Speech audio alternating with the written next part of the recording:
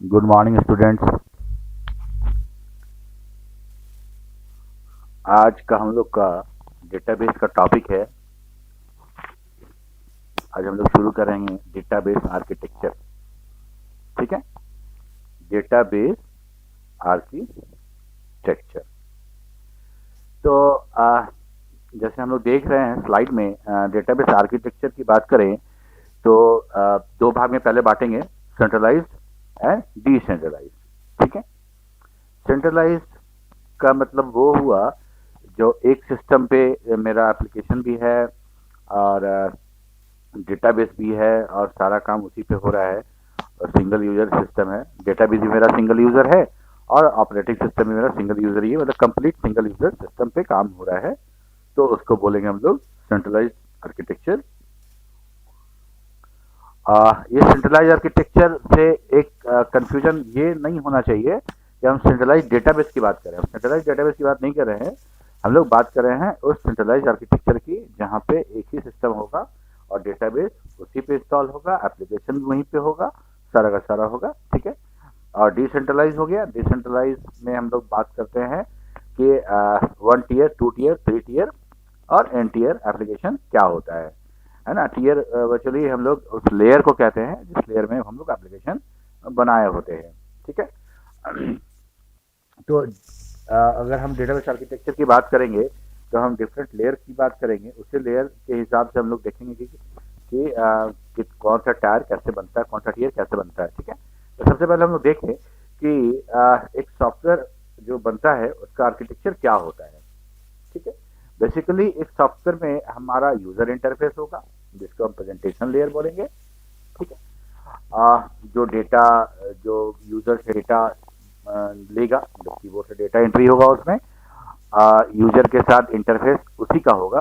ठीक है, और वहाँ पे जब डेटा इनपुट हो जाएगा, सारा डेटा इनपुट होने के बाद ओके बटन, कैंसिल, सेव, बहुत सारे बटन होंगे जिसको क्लिक करना होगा और क्लिक करने के बाद वो डेटा सेव होगा या फिर जो भी जो प्रोसेस होना है वो प्रोसेस होगा। ठीक, उसके बाद अगर उसमें से कोई ऐसा डेटा निकल के आता है जिसको हमको सेव करना है, आम, आ, हमको डेटाबेस में भेजना है, तब हम उसको डेटाबेस भेजेंगे। तो इस तरह से 3 लेयर में बटा हुआ है। पहला है यूजर इंटरफेस, दूसरा है लॉजिक जिसपे कुछ कैलकुलेशन होगा, कुछ वैलिडेशन वगैरह होगा, और तीसरा है जहाँ डेटाबेस में इंसर्ट, अपडेट और व्यू वगैरह हम लोग करेंगे। ठीक है, ठीक है, तो ऐसा है मेरा एक एप्लीकेशन आर्किटेक्चर। प्रेजेंटेशन लेयर है, बिजनेस लेयर है जिसको एप्लीकेशन लेयर बोलेंगे, और एक डेटाबेस का लेयर है जहाँ डेटा लेयर हम लोग बोल रहे हैं। ठीक है, ये 3 लेयर है, ये बहुत इंपॉर्टेंट समझना, इसको समझिएगा ठीक से। अच्छा, एक हम लोग एक सिंपल समझने के लिए मैंने दिखाया है कि कैसा होता है यूजर इंटरफेस, है ना। हम लोगों ने हमेशा आ, देखा ही होगा कंप्यूटर पे जो फॉर्म जो भरते हैं, जहाँ लॉगिन आईडी आ रहा होगा या कुछ फॉर्म में कुछ डेटा इनपुट करना होगा, फिर सेव बटन होगा या बैक फॉरवर्ड कुछ कुछ बटन होंगे, वैसा क्लिक करना है। ठीक है, तो ये यही है मेरा प्रेजेंटेशन लेयर बोले या यूजर इंटरफेस बोले। ठीक, हमारा इस एप्लीकेशन के पीछे क्या कोड लिखा हुआ है वी डोंट नो। हमारा हमारे सामने ये आया है जिसमें डेट है, last name, first name, middle name, email address, age, date of birth वगैरह भरना है। That is the interface of user, या बोलेंगे यूजर इंटरफेस है। ठीक है, इसमें हम लोग कुछ गलत डेटा डालेंगे, जैसे मान लीजिए एज है, एज में हम लोग कुछ एक लिमिट में ही डेटा डाल सकते हैं। यहाँ पे अगर 999 डाल दें तो हो सकता है कि ये वैलिडेट करके बताए कि आपका इनपुट गलत है। ठीक है, हाँ, तो ये है हमारा यूजर इंटरफेस, जहाँ से कि यूजर सॉफ्टवेयर को टच करेगा, सॉफ्टवेयर को पे काम करेगा। ठीक है, अच्छा, यहाँ पे सारा डेटा देने के बाद जब ओके करेंगे तब हम आएंगे पहले देखें प्रेजेंटेशन लेयर के बारे में। Presentation layer known as the client layer, top most layer of the application. This is the layer we see when we use a software. By using this layer we can access the web page. The main functionality of this layer is to communicate with the application layer. This layer passes the information which is given by the user in terms of keyboard actions, mouse click to the application layer. ठीक है, ये है मेरा presentation layer. ठीक, जिससे हम next layer को मतलब बिजनेस लॉजिक को एक्सेस करते हैं। ठीक है, आइए देखें बिजनेस लॉजिक। बिजनेस लॉजिक और बिजनेस लेयर, ये एप्लीकेशन लेयर बोले इसको। तो इसमें कुछ कोड होंगे, कुछ प्रोग्राम्स होंगे, प्रोग्रामिंग कोड्स होंगे जो हमारे डेटाबेस पे काम करेंगे, है ना। मैंने एग्जांपल के लिए एक ऐसा ही कोड यहाँ पे दिखा दिया है। इस कोड का इस जो लेआउट है, इसका जो फॉर्म है, इससे कोई लेना देना नहीं है, बट ऐसा ही रहेगा, है ना। इस तरह का कोड है जो बिजनेस लेयर में होगा, बिजनेस लॉजिक में होगा, जहाँ पे डेटा पढ़ा जाएगा, जो यूजर ने इंटर किया है उसको वैलिडेट किया जाएगा, उससे कुछ मैथमेटिकल कैलकुलेशन होंगे, कुछ स्ट्रिंग के कैलकुलेशन होंगे, स्ट्रिंग का ऑपरेशन कुछ किया जाएगा, जरूरत होगा उसके हिसाब से वो सारा करने के बाद ये यहाँ पे वो काम होगा। ठीक है, आइए देखते हैं इसके बारे में। Application layer is also known as a business logic layer, which is also known as a logical layer. As per the Gmail login page example, once user click on the login button, application layer interacts with the database layer and sends required information to the presentation layer. ठीक है, it controls the application functionality by performing detailed processing. This layer acts as a mediator between the presentation and the database layer. Complete business logic will be written in this layer. Clear है? एक बार फिर समझते हैं इसको। Application layer जो है हमारा पहला वाला जो था मेरा प्रेजेंटेशन लेयर या यूजर इंटरफेस, उससे जो डेटा इनपुट कराया गया उस डेटा पे अगर कुछ प्रोसेसिंग रिक्वायर्ड है डेटाबेस के पहले, डेटाबेस बाद में आएगा, डेटाबेस में सेव करना हमको, ठीक है, लेकिन पहले हम उस पर कुछ वैलिडेशन करेंगे, कुछ कैलकुलेशन वगैरह, कुछ ना कुछ ऑपरेशन हम परफॉर्म करेंगे। वो परफॉर्म कहाँ होगा? इस लेयर में होगा, दिस बिजनेस लेयर पे ये मेरा परफॉर्मेंस, ये परफॉर्म हम लोग करेंगे, that is a programming code. ठीक है, ठीक है, वही है यहाँ पे। इसके बाद जैसे एग्जांपल में इसमें लिया हुआ है कि अगर हम जीमेल के लॉगिन पेज पे जाएं, वहाँ पे हम यूज़र नेम और पासवर्ड डालें और लॉगिन बटन को क्लिक करें, तो हमारा जो प्रेजेंटेशन लेयर है वो क्या करेगा, वो इस चीज़ को एप्लीकेशन लेयर को भेजेगा और एप्लीकेशन लेयर उस डेटाबेस लेयर को रिक्वेस्ट करेगा कि भाई ये ऐसा ऐसा यूज़र नेम आया है, इसका पासवर्ड है, वैलिडेट करके आप बताइए, क्योंकि वो सारा का सारा डेटाबेस पे रखा होगा। ठीक है, तो आगे देखें। इसके बाद मेरा आता है डेटाबेस हैंडलिंग या डेटाबेस लेयर। ठीक है, अच्छा, डेटाबेस में अगर एक पूरा का पूरा एप्लीकेशन किसी एक लैंग्वेज में लिखा हुआ है तो डेटाबेस हैंडलिंग भी उसी लैंग्वेज में लिखा होगा। जैसे अगर हम जावा का एग्जांपल लें और जावा में पूरा प्रोग्राम है तो सारा का सारा जो डेटाबेस का क्यूरी प्रोसेसिंग होगा, क्यूरी जो रिक्वेस्ट होगा वो सारा का सारा भी उसी में लिखा होगा। ठीक है, high level language program request database system by SQL statement to view, insert or update, and these SQL statement is processed by the DBMS. This query is created by the user by user interface, so this front end query is sent to DBMS where it is processed. Database layer is also called backend. अच्छा, पहले हम लोग इसको समझते हैं, फिर front end और backend के बारे में डिस्कस करेंगे। तो अभी जैसे यहाँ पे देखिए एक क्यूरी हम लोग फायर कर रहे हैं, select star from the data, query create हुआ, ये क्यूरी एग्जीक्यूट हुआ, query S dot execute query. ठीक है, रिजल्ट सेट में वो रिटर्न आया कि हम जो हम क्यूरी सिलेक्ट स्टेटमेंट किए तो जो रिजल्ट सेट आया मेरा, तो ये सारा का सारा हमने उस लैंग्वेज में लिखा है जिस लैंग्वेज में हमारा एप्लीकेशन लिखा हुआ है।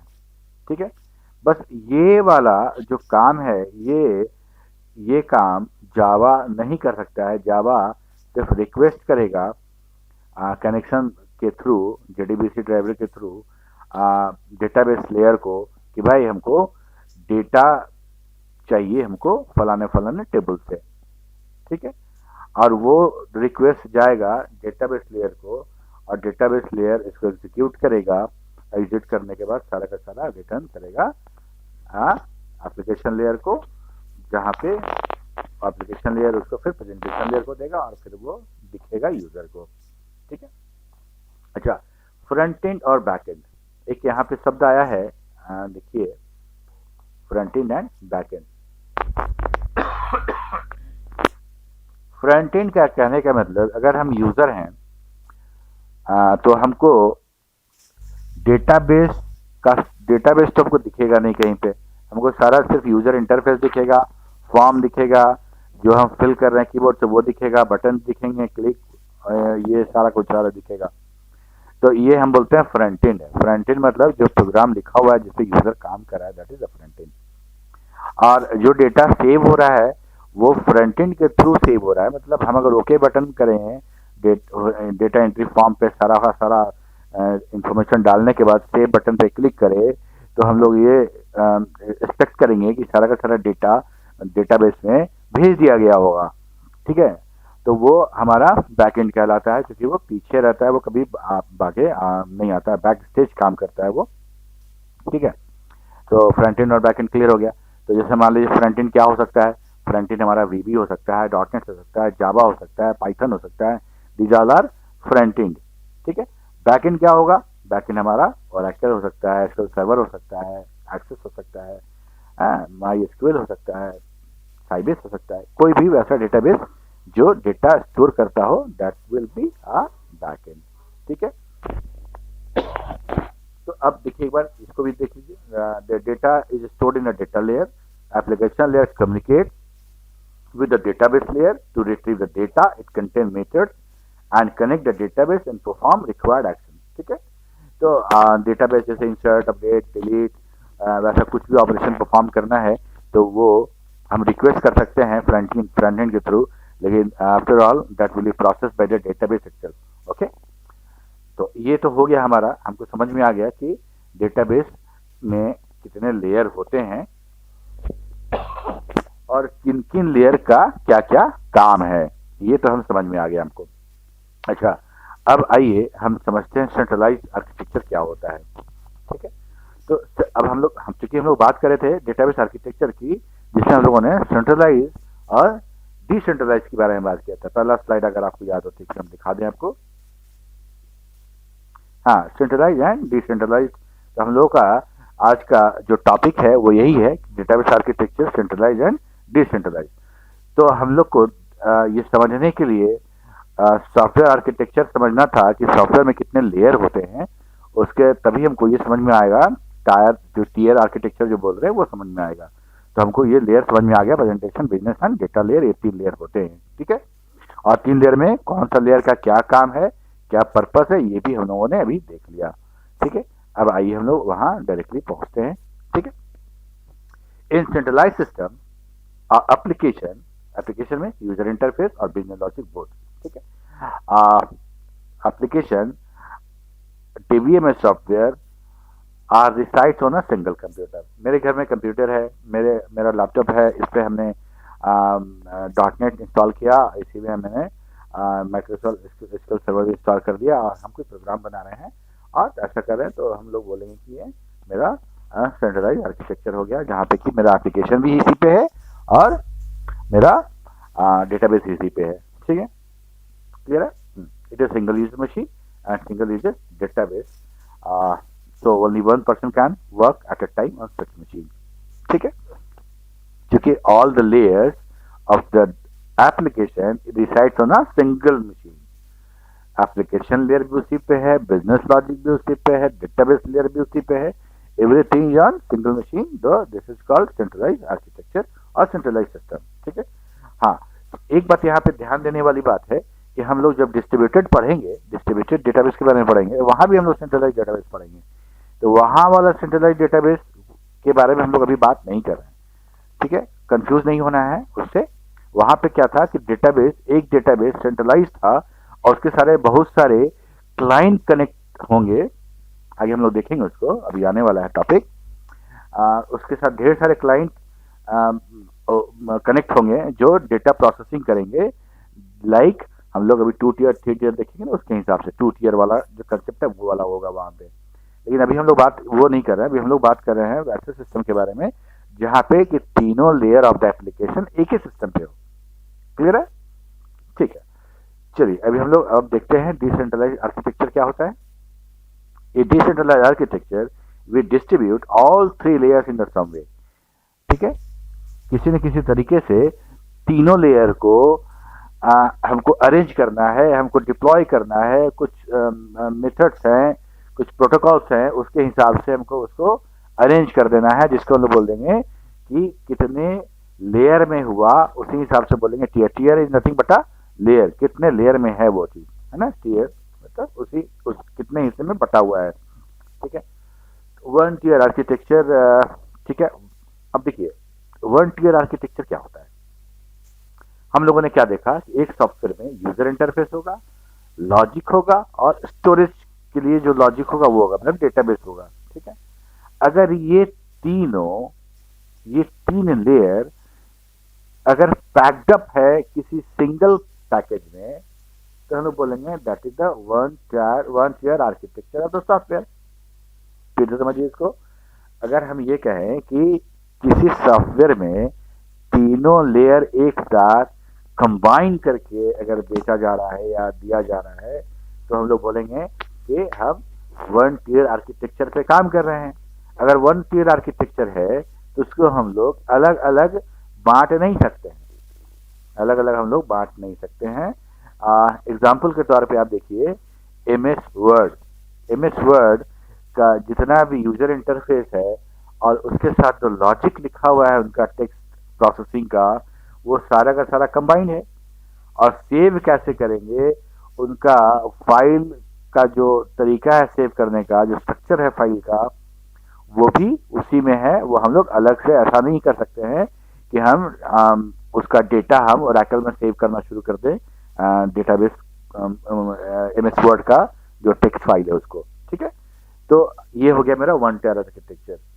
तो कंप्लीट तीन layer of the application is the packed up in a single package is called tier architecture, ठीक है। अच्छा, एक और बात सोचिए कि अगर मैं डेटाबेस एडमिनिस्ट्रेटर हूं और मेरा काम है सारा टेबल क्रिएट करना, सारा प्रोसीजर लिखना और सारा डेटाबेस हैंडल करना, ठीक है, सारा क्यूरी लिखना। तो मैं किसी जावा पे और किसी हाई लेवल लैंग्वेज पे तो लिखूंगा नहीं, मैं डायरेक्टली टर्मिनल पे बैठूंगा और ओरेकल के टर्मिनल पे और वहां जाके सारा का सारा काम करूंगा, ठीक। अब देखिए एक सिनारियो है कि मैं ओरेकल मशीन पे बैठा हूं और मैं वहां टेबल क्रिएट कर रहा हूं, तो मैं कौन सा यूजर इंटरफेस यूज कर रहा हूं, मैं ओरेकल का ही स्टार प्लस वाला जो वो है वो मैं यूज कर रहा हूं। तो मेरा यूजर इंटरफेस किसका हुआ, ओरेकल का हो गया, ठीक। अगर अच्छा, अब इसके बाद जब पूरा का पूरा कमांड लिखने के बाद जब मैं इंटर प्रेस करूंगा तो टेबल क्रिएट करने के लिए जो लॉजिक लगेगा वो लॉजिक भी वहीं पे है, उसको अलग नहीं कर सकते हैं, ठीक। और डेटा कहाँ बन रहा है, टेबल स्कीमा कहाँ बन रहा है, टेबल कहाँ बन रहा है, डेटा कहाँ सेव हो रहा है, दैट इज ऑल्सो देयर, ठीक है।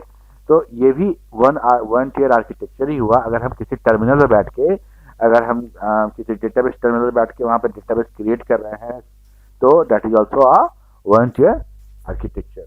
सिंपल कि तीनों लेयर एक साथ स्ट्रांगली कपल्ड है एक किसी पैकेज के अंदर, अलग अलग नहीं कर सकते उसको, ठीक है। आइए टू टायर आर्किटेक्चर में देखें। In two tier architecture the application and DBMS are divided into two parts, ठीक है। It is based on the client server architecture. At one machine the application run and it communicates to the database server and both are connected in such a way that communication can be done, ठीक है। एक बार फिर से समझिए इसको। अभी हम क्या बात कर रहे थे कि application program and business logic and database, ठीक। अब डेटाबेस को मैंने अपने सिस्टम से निकाल के एक दूसरे सिस्टम पे इंस्टॉल कर दिया, उस पर रख दिया सारा डेटा, ठीक है। अब मैंने केबल से उससे मैंने कनेक्ट कर लिया अपना लैपटॉप उस मशीन से, और मेरा एप्लीकेशन प्रोग्राम जो था अब भी वहीं पे है ना, एप्लीकेशन प्रोग्राम वहीं पे है। अब वो उसी डेटाबेस को यूज करके मेरा प्रोग्राम चल रहा है, मेरा सॉफ्टवेयर रन कर रहा है, ठीक है। तब तक मेरे किसी मित्र को जरूरत हुई कि उसी डेटाबेस उनको भी काम करना था, वो एप्लीकेशन जो प्रोग्राम था अपने सिस्टम पे इंस्टॉल किए, वो भी उसी डेटाबेस से कनेक्ट कर लिए और काम करने लगे, ठीक है। तो ऐसे डेटाबेस को एक सिस्टम से हटा के एक डेडिकेटेड सिस्टम पे इंस्टॉल करने से अब क्या हुआ, क्या उस डेटाबेस को एज ए सर्वर हम लोग कंसिडर कर सकते हैं और उस पर कितने भी एप्लीकेशन प्रोग्राम रन करा सकते हैं, कितने भी क्लाइंट हम लोग ऐड कर सकते हैं। ठीक है, क्लियर है? ठीक है, तो ये हमारा 2 टायर आर्किटेक्चर हो गया, जिसमें कि एक सिस्टम पे एप्लीकेशन प्रोग्राम है जिसका यूजर इंटरफेस भी और बिजनेस लॉजिक भी उसी पे है, और सिर्फ डेटाबेस लेयर को हमने अलग कर दिया। तो ये हो गया हमारा 2 टियर आर्किटेक्चर। ठीक है, ये है मेरा, यहां पे क्या हुआ कि मेरा डेटाबेस का यूजेज बढ़ गया, और ये 3 टायर आर्किटेक्चर से फास्ट होता है, बिकॉज 3 टायर आर्किटेक्चर में हम लोग देखेंगे बीच में एक और लेयर आ जाता है। ठीक है, लेकिन यहाँ पे क्या हो रहा है कि क्लाइंट मशीन डेटाबेस से डायरेक्टली एक्सेस कर रहा है, तो यहाँ पे ये एक्सेसिंग बहुत फास्ट होगा, बहुत जल्दी होगा। ठीक है, अब आइए 3 टायर आर्किटेक्चर भी देखते हैं। अच्छा, 3 टायर आर्किटेक्चर में क्या था, डेटाबेस तो हम कर ही दिए थे अलग, तो क्लाइंट मशीन पे क्या था, क्लाइंट मशीन पे था यूजर इंटरफेस या बोले प्रेजेंटेशन लेयर और एप्लीकेशन लेयर मतलब बिजनेस लॉजिक, दोनों एक ही जगह पे था। अब दोनों को भी अलग अलग कर दिए। ठीक है, अब हम वहां पे उस मशीन पे सिर्फ प्रेजेंटेशन लेयर मतलब सिर्फ यूजर इंटरफेस ही रहेगा। यूजर इंटरफेस पे डेटा डालने के बाद, डेटा इंटर करने के बाद उस डेटा का प्रोसेसिंग अब कहीं और होगा, वहां उस मशीन पे तो नहीं होगा। वो सारा डेटा का प्रोसेसिंग किसी और मशीन पे होगा, वहां वैलिडेशन और सर्वर साइड के बाद अगर डेटा को स्टोर करना है डेटाबेस में, तो वहां से फिर तीसरे मशीन पे जाएगा, तब जाके वहां पे डेटा सेव होगा। अलग लेयर में हमने डिवाइड कर दिया। ठीक है, अब देखिए जैसे वेब एप्लीकेशन है, web application access by user by web browser. The web browser provides a user interface such as login form or data entry form etc, and then it is submitted to application server and all business logics take place, and if any database transaction is needed it will be sent to database server। ठीक है, एक बार फिर समझिए, जैसे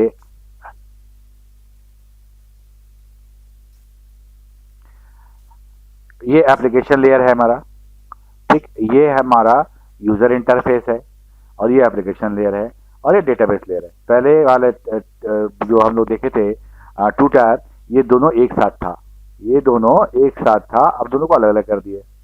ठीक है, यहाँ पे है मेरा।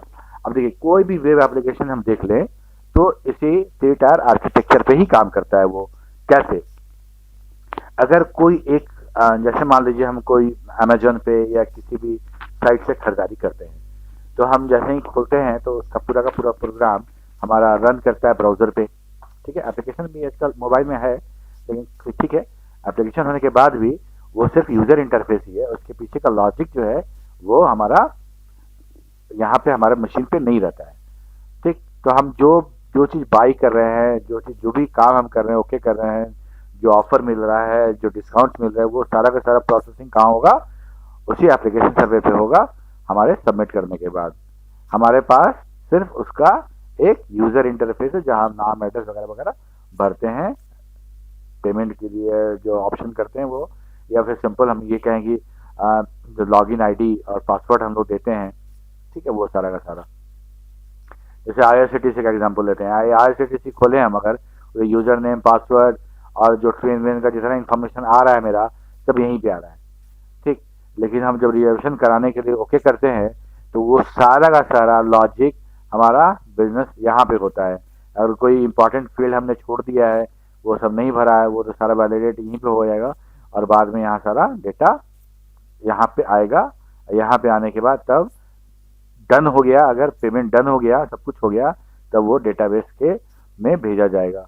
तो मेरा वही 3 लेयर है, उसी 3 लेयर को 3 अलग अलग जगह पे इंस्टॉल कर दिए, अलग अलग जब डिप्लॉय कर दिए, तो बोलेंगे that is the 3 layer of the architecture और 3 tier of the architecture. Clear है? ठीक है, अच्छा अब देखते हैं इन टियर क्या होता है। एन टियर का मतलब हो गया कि एक n tier architecture and software architecture model. It is suitable to support enterprise level client server application by solving the issue of scalability, security and fault tolerance। ठीक है, देखिए ये बहुत इंपॉर्टेंट बात है।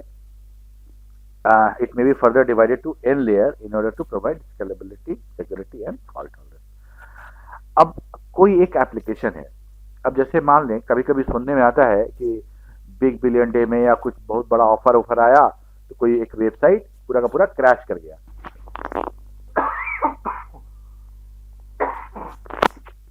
या फिर बहुत कंसिडरेबली स्लो हो गया, बहुत ज्यादा स्लो हो गया, इतना ज्यादा रिक्वेस्ट आ गया तो ठीक है। तो हम लोग क्या करेंगे, the main concern behind in architecture is if the number of client increase considerably and all clients access same application server and same database server, then bottleneck situation चला रही है। ठीक है, अब मान लीजिए कि एक साथ 1 लाख यूजर आ गए, हाँ, और 1 लाख यूजर आ गए हैं और उसी डेटाबेस से डेटा चाहिए उनको, उसी एप्लीकेशन सर्वर से एप्लीकेशन भी चाहिए उनको। ठीक, तो क्या होगा, हर सर्वर का एक लिमिट होता है, उससे ज्यादा रिक्वेस्ट वो सर्व नहीं कर सकता है। इन दैट केस बॉटलनेक होगा या समटाइम्स वो डेडलॉक और क्रैश भी हो सकता है। ठीक है, तो इसको हम लोग कैसे सॉल्व करते हैं, तो हम लोग खैर इसको डिटेल में हम लोग देखेंगे जब हम डिस्ट्रीब्यूटेड डेटाबेस पढ़ेंगे। हाँ, तो देखेंगे ही, लेकिन अभी 1 मिनट समझ लीजिए कि एक तरीका ये है कि हम पूरे एप्लीकेशन को डिस्ट्रीब्यूट कर दें या डेटाबेस को हम डिस्ट्रीब्यूट कर दें अलग अलग जगह पे। ठीक है, तो डिस्ट्रीब्यूशन का मतलब 2 होता है, एक तो होता है कि पूरा का पूरा रेप्लिका हम बना दें, है, और इधर का 10,000 यूजर को इस सर्वर से, 10,000 को उस सर्वर से, ऐसे करके हम पूरे के पूरे यूजर को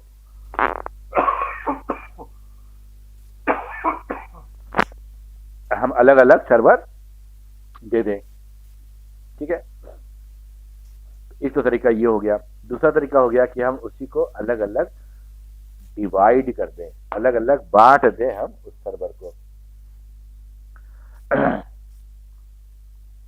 तो उसको हम लोग डिस्ट्रीब्यूट कर दें, मतलब अगर पूरा डेटाबेस है तो उसका आधा जो टेबल होगा इधर होगा, मतलब डिस्ट्रीब्यूशन का भी तरीका है कैसे डिस्ट्रीब्यूट करते हैं। ठीक है, तो उससे क्या होगा कि मेरा लोड शेयरिंग हो जाएगा एंटायर आर्किटेक्चर, मतलब नंबर ऑफ आर्किटेक्चर बढ़ाएं तो। ठीक है, तो सिंपलेस्ट एंटायर आर्किटेक्चर क्या है, 3 टायर आर्किटेक्चर है। 3 टायर आर्किटेक्चर मतलब जहां पे n बराबर 3 है। तो आज के लिए इतना ही। हम लोग नेक्स्ट जो देखेंगे वो हम लोग देखेंगे कि जो 3 लेवल ऑफ व्यू है उसके बारे में हम लोग देखेंगे, है ना। 3 लेवल आर्किटेक्चर बहुत इंपॉर्टेंट है, अक्सर एग्जाम पूछता है, आप एक बार देखिएगा, हम लोग फिर डिस्कस करेंगे। ठीक है, ओके, बाय बाय।